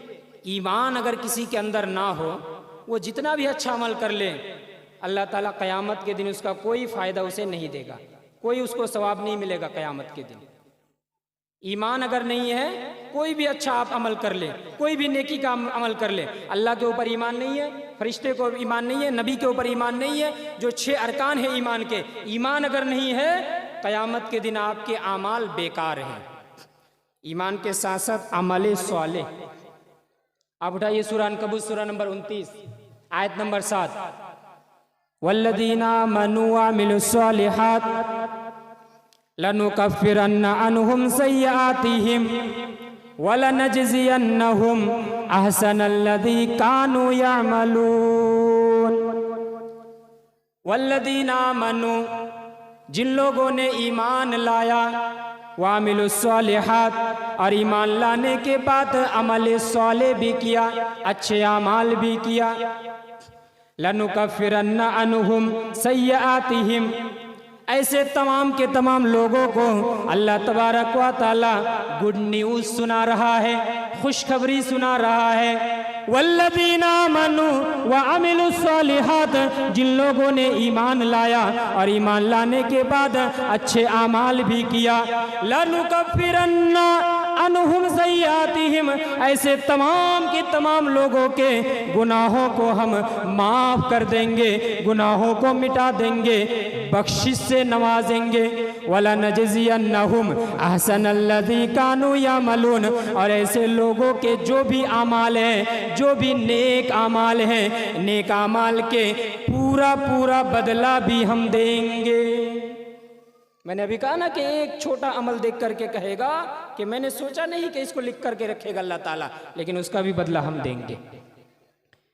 इसी तरह ईमान और तक़वा, ईमान लाने के बाद अल्लाह का डर पैदा करें। उठाइए सूरह मायदा, सूरह नंबर 5 आयत नंबर 65, वलौ अन्ना अहलल किताबी आमनू वत्तक़ौ, अगर ये अहले किताब यानी जिन लोगों को किताब दी गई है, यानी यहूद व नसारा, अगर ये यहूद व नसारा ईमान ले आए, वत्तक़ौ, और तक़वा इख्तियार कर ले, परहेज़गारी अपना ले, तो हम क्या करेंगे? लकफ़रना अन्हुम सय्यातिहिम, ऐसे तमाम के तमाम लोगों के गुनाहों को हम माफ़ कर देंगे। गुनाहों को माफ़ करने के बाद उनको ऐसे जन्नत में दाखिल करेंगे। वला अदखलनाहुम जन्नातिन नईम, हम ऐसे लोगों को ऐसी जन्नतों में दाखिल करेंगे जहाँ आराम ही आराम है, जहाँ ऐश ही ऐश है, जहाँ सुकून ही सुकून है, ऐसी जन्नत में हम दाखिल करेंगे। ये ईमान और तक़वा, ईमान और अमल का फ़ायदा है। ईमान और अमल का एक बड़ा फ़ायदा ये है कि हम अल्लाह के दरबार की तरफ जाएंगे, अल्लाह से माफ़ी मांगेंगे। गुनाहों को मिटाने का सबब, गुनाहों को बख्शिश कराने का, गुनाहों की माफ़ी अल्लाह ताला से अगर हम चाहते हैं तो हमसे गलती हो सकती है, हम में से हर एक इंसान से गलती हो सकती है। कोई इंसान ये दावा नहीं कर सकता कि मैं एकदम दूध का धुला हुआ हूँ। अगर वो दावा करे तो वो फरिश्ता है, और फरिश्ता कोई हो नहीं सकता। फरिश्तों से गलतियाँ नहीं होती है, इंसान से गलतियाँ होती है। तो अगर गलतियाँ हो जाए, अल्लाह के दरबार में जाए, तौबा करे, इस्तिग़फ़ार करे, क्षमा प्रार्थना करे, माफ़ी मांगे अल्लाह ताला से। आप उठाइए सूरह तहरीम, सूरह नंबर 66 आयत नंबर 8, या अय्युहल्लज़ीना आमनू तूबू इलल्लाहि तौबतन नसूहा, ईमान वालों, यहाँ भी ईमान वाले लोगों को मुखातब किया जा रहा है। ज़रा आप गौर कीजिए, यहाँ किसी काफिर को नहीं कहा गया, किसी फासिक फाजिर को नहीं कहा गया, ईमान वालों से कहा जा रहा है। यानी ईमान वालों से भी गलतियां हो सकती है, गुनाह हो सकता है। या अय्युहल्लज़ीना आमनू, ऐ वो लोगों जो ईमान का दावा करने वाले हो, जो ईमान का दाबी रखने वाले हो, तूबू इलल्लाहि तौबतन नसूहा, अपने रब के पास आओ और आ करके खालिस दिल से, प्योरिटी के साथ अपने रब के दरबार में आकर के तौबा कर लिया करो, माफ़ी मांग लिया करो। अगर तुम अल्लाह के दरबार में आ गए, तौबा करने लग गए, माफ़ी मांगने लग गए, फ़ायदा क्या होगा? अल्लाह तबारक व तआला खुद जवाब दे रहा है, असा रब्बुकुम अन युकफ्फिरा अन्कुम सय्यातिकुम, तेरा रब बड़ा अनकरीब तुम्हारे गुनाहों को मिटा देगा। वयुदखिलकुम जन्नातिन तजरी मिन तहतिहल अनहार, और तुम तमाम के तमाम तौबा करने वाले को ऐसी जन्नत में दाखिल करेगा जिन जन्नतों के नीचे नहरें जारी हैं। दूध की नहर अलग है, शहद की नहर अलग है, मीठे पानी की नहर अलग है। इन तमाम के तमाम नहरें जारी होने वाली जो जन्नतें हैं, ऐसी जन्नतों के अंदर तुम्हें दाखिल करेगा। तौबा कर लिया करो, माफ़ी मांग लिया करो, अल्लाह ताला के सामने रोया करो, गिड़गिड़ाया करो, ऐ मेरे परवरदिगार, ऐ रब्बुल आलमीन, ऐ अरहमुर राहिमीन, अगर तूने मुझे माफ़ ना किया कौन मुझे माफ़ करेगा? या अरहमुर राहिमीन, मैं बड़ा गुनाहगार, खताकार, गलतियों से एकदम मुलव्विस हो गया, गुनाहों से मखलूत, गुनाहों के अंदर खलत मलत हो करके तेरे दरबार में आ गया हूँ। या रब्बुल आलमीन, तुझसे माफ़ी मांगने आ गया हूँ, तू ही मुझे माफ़ कर सकता है। मैं जाऊँ तो कहाँ जाऊँ, मैं रोऊँ तो कहाँ जा कर के रोऊँ, मैं अपनी फरियाद करूँ तो किस आदमी के पास जा कर के फरियाद करूँ? तेरा गुनाहगार बंदा, तेरा खताकार बंदा तेरा भटका हुआ बंदा तेरे दरबार में पहुंच गया है, या रब्बल आलमीन तू मुझे माफ कर दे। अल्लाह के दरबार में जाकर के हम रोने वाले बन जाए, अल्लाह के दरबार में जाकर के हम ये दुआ पढ़ने वाले और अपनी आंखों से आंसू निकालने वाले बन जाए। इन्नी ज़लमतु नफ्सी जुल्मन कसीरा वला यगफिरु ज़ुनूबा इल्ला अंता। ऐ मेरे रब, ऐ मेरे परवरदिगार, मैंने अपने नफ्स के ऊपर, मैंने अपनी जान के ऊपर, मैंने अपनी आत्मा के ऊपर गुनाह करके, जुल्म करके, अन्याय करके, अत्याचार करके मैंने अपने दिल को काला बना दिया है, मैंने अपने दिल को सियाह बना दिया है। वला यगफिरु ज़ुनूबा इल्ला अंता। ऐ अल्लाह, तेरे सिवा मेरे गुनाहों को कोई माफ करने वाला नहीं है। फगफिरली मगफिरतम मिन इंदिक वरहमनी।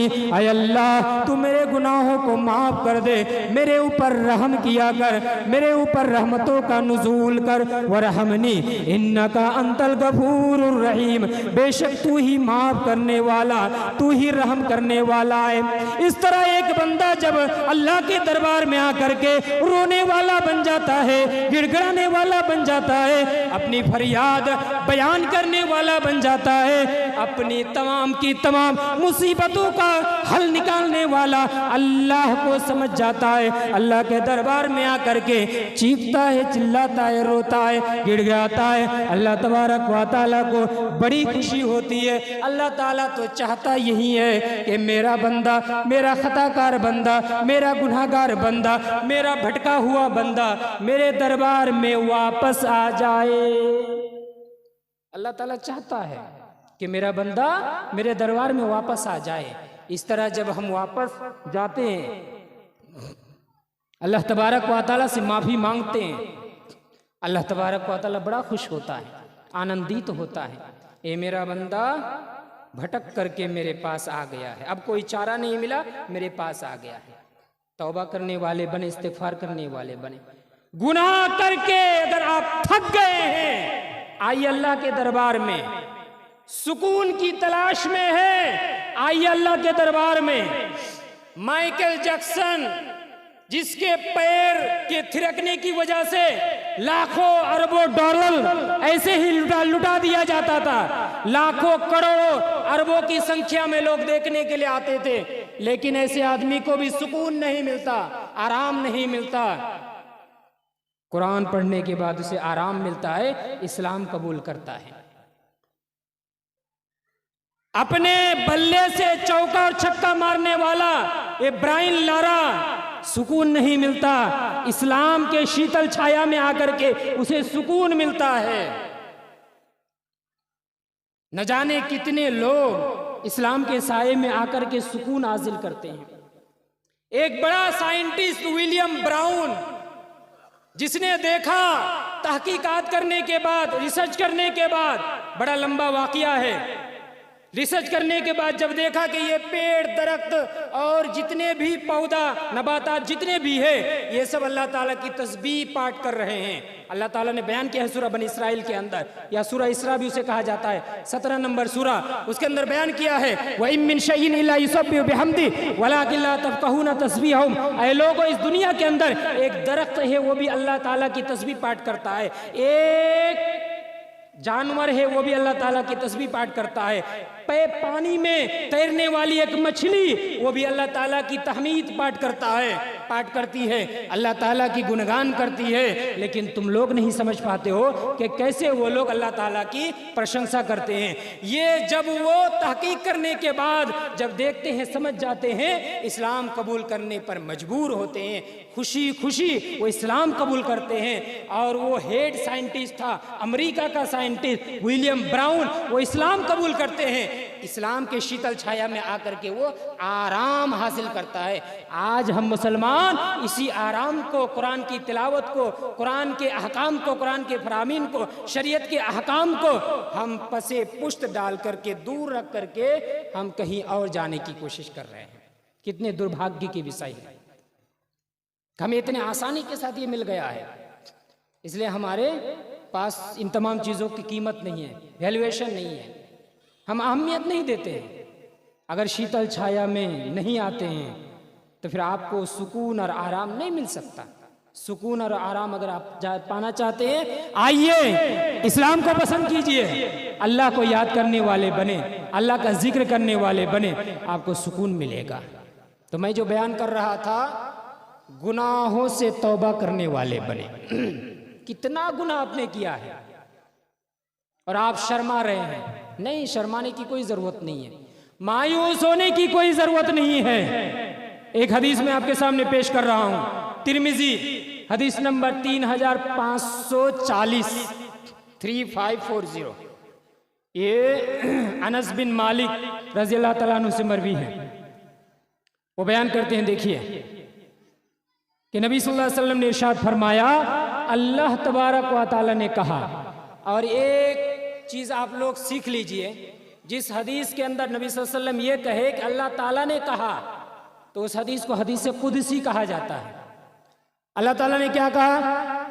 यब्ना आदम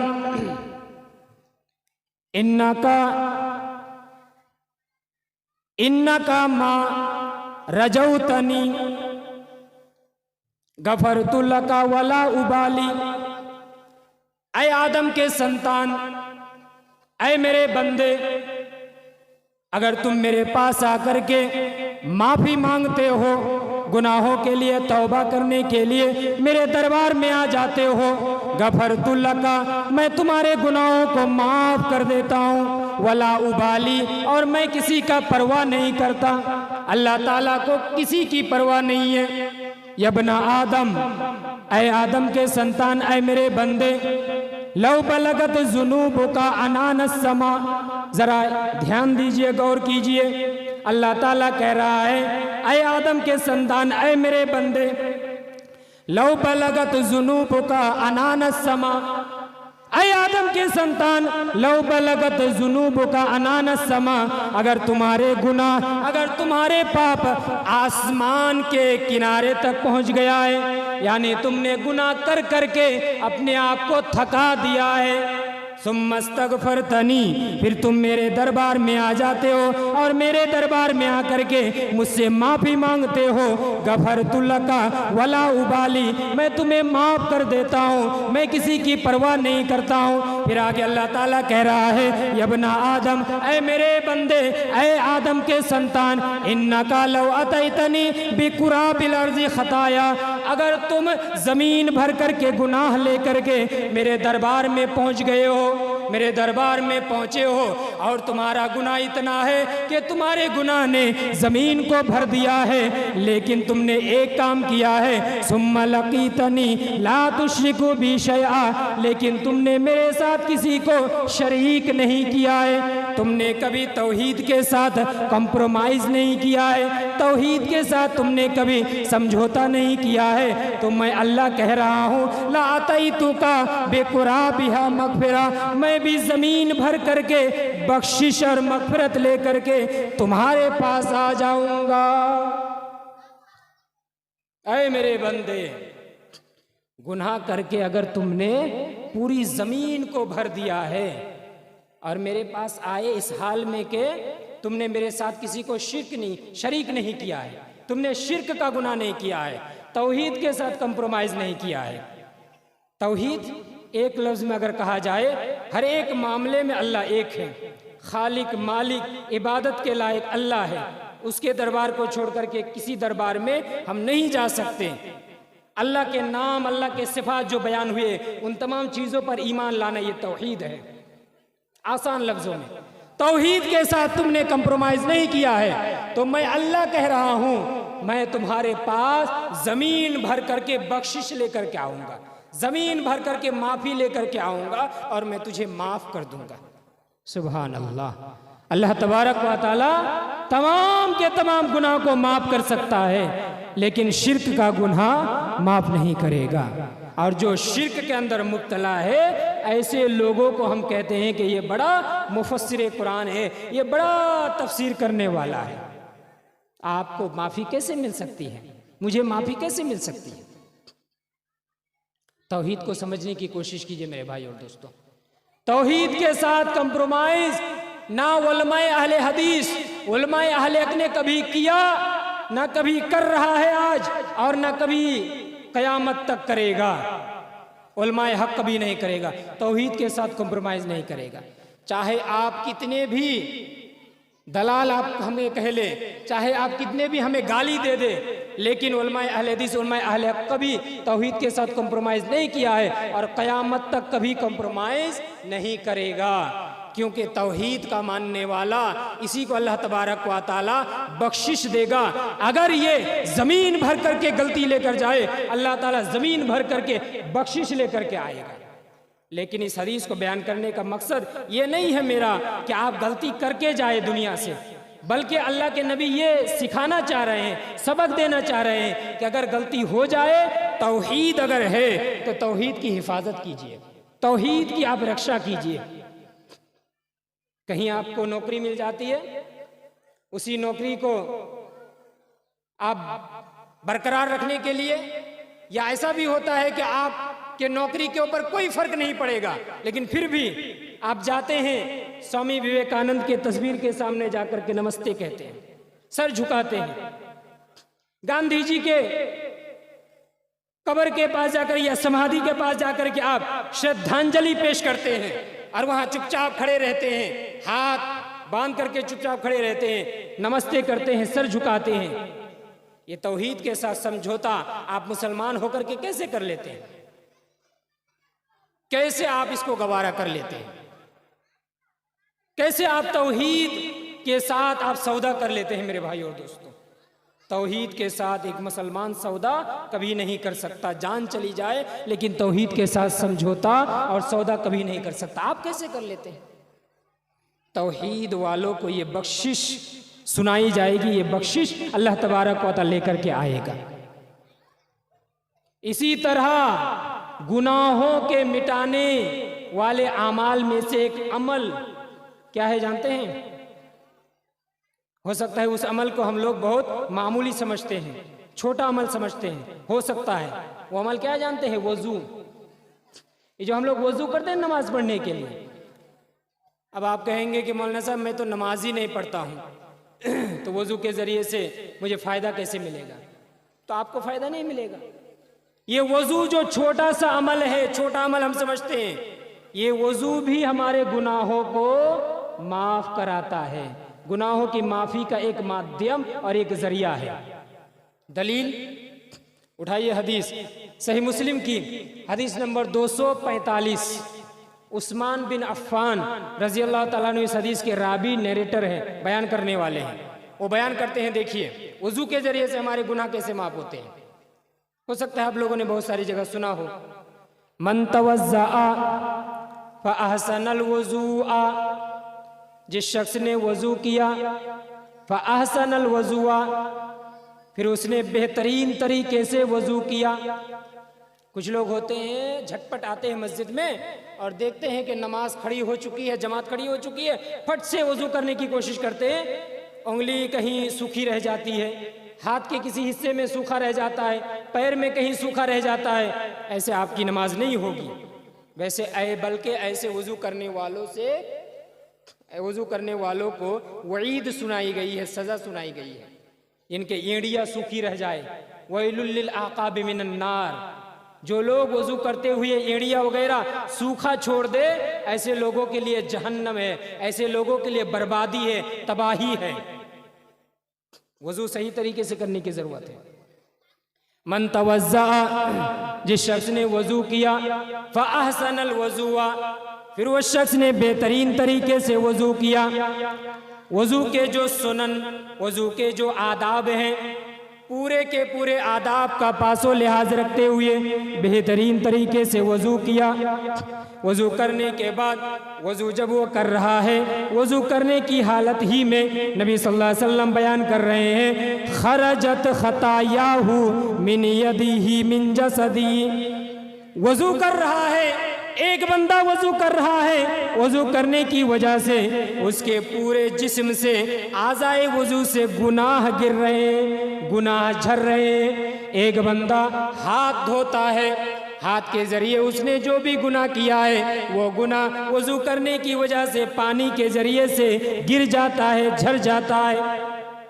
एक आदमी वजू करते वक्त कुल्ली करता है, मुंह से जुबान से जो भी गुनाह किया है, गुनाह करने की वजह से जुबान में जब वो पानी डालता है कुल्ली करने लगता है, कुल्ली करने की वजह से वो गुनाह भी गिर जाता है, वो भी झड़ जाता है। नाक में पानी डालता है, उससे भी गुनाह झड़ता है। चेहरे को धुलता है, चेहरे से भी गुनाह झड़ता है। बिल्कुल पूरे जिस्म से, पूरे आज़ा से, एक एक जिस्म के आज़ा से, एक एक जिस्म के वज़ू से अंश से गुनाह झड़ता है। यहाँ तक कि नबी सल्लल्लाहु अलैहि वसल्लम समझाने के लिए मिसाल दे करके बयान फरमाया, ऐ लोगों सुनो, हत्ता तखरुजा मिन यदी मिन तहती अस्फारिही, यहाँ तक कि उसके नाखून के अंदर अगर कोई गुनाह है, वो गुनाह भी पानी के जरिए से झड़ जाता है, निकल जाता है। नाखून के अंदर अगर कोई गुनाह छुपा है, मिसाल के तौर पर फॉर एग्जाम्पल, अगर नाखून के अंदर भी कोई गुनाह छुपा है तो वो गुनाह भी वजू के पानी के जरिए से झड़ जाता है, गिर जाता है, माफ कर दिया जाता है। तो इस वजू को हम मामूली ना समझें। इस वजू के जरिए हमारे बहुत सारे गुनाह माफ हो जाते हैं। और ये सब क्या है? सगीरा गुनाह, छोटे छोटे जितने भी गुनाह है। अगर बड़ा गुनाह हमने किया, कबीरा गुनाह, तो अल्लाह के दरबार में आकर के तौबा करने की ज़रूरत है, अल्लाह से माफ़ी मांगने की ज़रूरत है। किसी की ज़मीन को हमने अगर हड़प लिया है तो ज़मीन वापस दे, फिर अल्लाह से तौबा करें। किसी को हमने बुरा भला कहा है, उसके पास जाकर के माफ़ी मांगे, फिर अल्लाह ताला से तौबा करें। लेकिन जो छोटा छोटा गुनाह होता है वो वज़ू के ज़रिए से अल्लाह ताला साफ़ कर देता है, माफ़ कर देता है, बख्श देता है। इस वज़ू को हम मामूली ना समझें। इसी तरह वज़ू करने के बाद हम क्या करेंगे? नमाज पढ़ने के लिए जाएंगे, मस्जिद की तरफ रुख करेंगे, नमाज पढ़ने के लिए जाएंगे। इसकी फजीलत देखिए, इसकी अहमियत देखिए। हदीस सही मुस्लिम की हदीस नंबर 666 इस हदीस के अंदर भी आप जरा गौर कीजिए, नबी सल्लल्लाहु अलैहि वसल्लम ने क्या फरमाया? मन ततहरा फी बैतिही, जिस शख्स ने अपने घर के अंदर पाकी इख्तियार की, यानी जिसने अपने घर के अंदर वजू किया। इस लफ्ज़ से एक मसला निकलता है कि घर से वजू करके अगर मस्जिद जाए नमाज पढ़ने के लिए तो ये और ज़्यादा नेकी का माध्यम है, और ज़्यादा नेकी आपको मिलेगी, हमें मिलेगी। आप मस्जिद में जाकर के भी वजू कर सकते हैं, लेकिन घर से वजू करके बावजू पाक साफ होकर के मस्जिद में अगर जाए तो ये ज़्यादा बेहतर है। मन ततहरा फी बैतिही, जिस शख्स ने घर के अंदर वजू कर लिया, फिर क्या किया? सुम्मा मशा इला बैतिम मिन बुयूतिल्लाह, घर से वजू करने के बाद फिर वो अल्लाह ताला के घरों में से किसी घर की तरफ चेहरा किया, यानी मस्जिद की तरफ चेहरा किया, मस्जिद जाने लगा। घर में वजू किया, घर में वजू करने के बाद मस्जिद का रुख किया, मस्जिद की तरफ जाने लगा। सुम्मा मशा इला बैतिम मिन बुयूतिल्लाह, मस्जिद जाने का मकसद क्या है, इरादा क्या है, उद्देश्य क्या है? उद्देश्य यही है, ले यक़ज़िया फरीज़तम मिन फ़राइज़िल्लाह, वो मस्जिद में इसलिए जा रहा है ताकि मस्जिद में जाकर के अल्लाह ताला का कोई फ़र्ज काम अदा करे, यानी नमाज कायम करे। नमाज पढ़ने के लिए घर से वजू करके मस्जिद की तरफ जाने लगा। ये जो घर में वो घर से वजू करने के बाद मस्जिद के लिए निकल गया है, अपने दोनों पैरों का इस्तेमाल करते हुए, अपने दोनों पैरों का इस्तेमाल करते हुए, एक पैर उठाता है, दूसरा पैर उठाता है, एक कदम उठाता है, फिर दूसरा कदम उठाता है, दोनों कदम का इस्तेमाल कर रहा है, दोनों पैर का यूज कर रहा है। नबी सल्लल्लाहु अलैहि वसल्लम बयान कर रहे हैं, कानत खतवताहु, उसके जो दो कदम है, इहदाहुमा तहुत्तु खतीअतन वल उखरा तरफो दरजा, एक कदम उठाने की वजह से उसके एक गुनाह को माफ कर दिया जाता है, दूसरा कदम उठाने की वजह से उसके एक मकाम को बुलंद कर दिया जाता है, उसे इज्जत से नवाजा जाता है, उसे बुलंदी अता की जाती है। नहीं समझे? इंसान घर से वजू किया अच्छे तरीके से, बेहतरीन तरीके से, वजू करने के बाद मस्जिद के लिए निकला, चल करके पैदल, तो दोनों कदम का इस्तेमाल करेगा ना इंसान। एक कदम उसके गुनाहों को मिटाता है और एक कदम उसके दर्जात को बुलंद करता है। यह है वज़ू करने की फजीलत, मस्जिद जाने की फजीलत, नमाज अदा करने की फजीलत। हम में से कौन आदमी है जो ये नहीं चाहता है कि मुझसे गलती हुई है, अल्लाह ताला मुझे माफ़ कर दे। कौन नहीं चाहता है कि मुझसे गलती हुई, अल्लाह ताला मुझे बख्श दे, मुझसे राज़ी हो जाए, मुझसे खुश हो जाए। हर कोई चाहता है। लेकिन मेरे भाई और दोस्तों, चाहने से तो कुछ नहीं होता है, बल्कि हमें अमली मैदान में उतरने की ज़रूरत है। अमल के मैदान में उतरने की ज़रूरत है।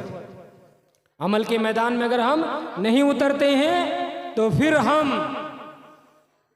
दो चेहरा लेकर के चले, एक इस्लाम और ईमान का भी इजहार करें और दूसरी तरफ हम ये भी इजहार करें, हम ये भी फखरी अंदाज में बयान करें जो कुछ लोग कहते हैं कि मेरी बेटी कुरान भी पढ़ती है और मेरी बेटी वेस्टर्न ड्रेस पहन करके कॉलेज और यूनिवर्सिटी भी जाती है। मेरे भाई और दोस्तों, ये फखरिया कलाम, ये फख्र करने का मामला नहीं है, ये घमंड करने का मामला नहीं है, बल्कि ये आपको ठंडे दिमाग से सोचने, विचार करने और समझने की ज़रूरत है कि आप अपने ज़ुबान से कैसा जुमला निकाल रहे हैं, क्या कहना चाह रहे हैं आप। दुरंगी छोड़ दे एक रंगी हो जा, दुरंगी छोड़ दे एक रंगी हो जा, सरासर मोम या संग हो जा। दुरंगी छोड़ दीजिए मेरे भाई और दोस्तों, दोनों तरफ रहना छोड़ दीजिए, वरना आप ना इस दुनिया के लिए, इस दुनिया के लायक रहेंगे, ना आखिरत में जाकर के आपको कामयाबी मिलेगी। वहाँ भी आपको धुतकारा जाएगा, आपको भी औंधे मुंह जहन्नम के अंदर ढकेला जाएगा, दाखिल किया जाएगा। इसलिए मेरे भाई और दोस्तों, अपने आप को सुधारें, अपने आप को इस्लाम की तरफ ले आए, ईमान की तरफ ले आए।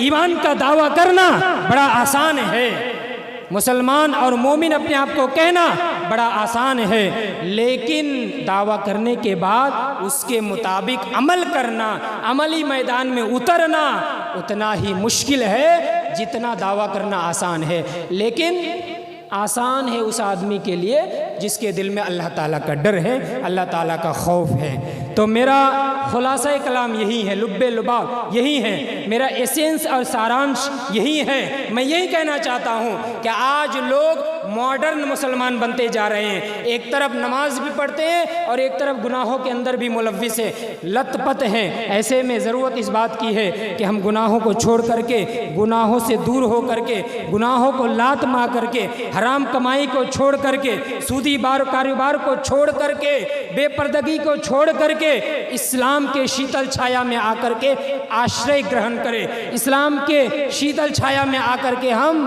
अपने आप को महफूज और सुरक्षित कर लेने की कोशिश करें। अल्लाह तबारक व तआला से दुआ है, या रब्बल आलमीन, तू हम तमामी को कुरान और हदीस के मुताबिक अपनी ज़िंदगी गुजारने की तौफीक अता फरमा, आमीन। या रब्बल आलमीन, हम में से जो बीमार हैं उनको शिफाए कामिला आजिला अता फरमा, आमीन। या रब्बल आलमीन, हम में से जो मकरूज़ हैं, उधार लिए हुए हैं, उनको उधार अदा करने की तौफीक अता फरमा, आमीन। या रब्बल आलमीन, हम में से जो भी गुनहगार खताकार गलती करने वाले हैं, ऐ अल्लाह तेरे दरबार में आकर के तुझसे माफ़ी मांगने वाला, तुझसे गलती का एतराफ़ करने वाला हमें बना दे, आमीन। या रब्बल आलमीन, हमारे मुसलमान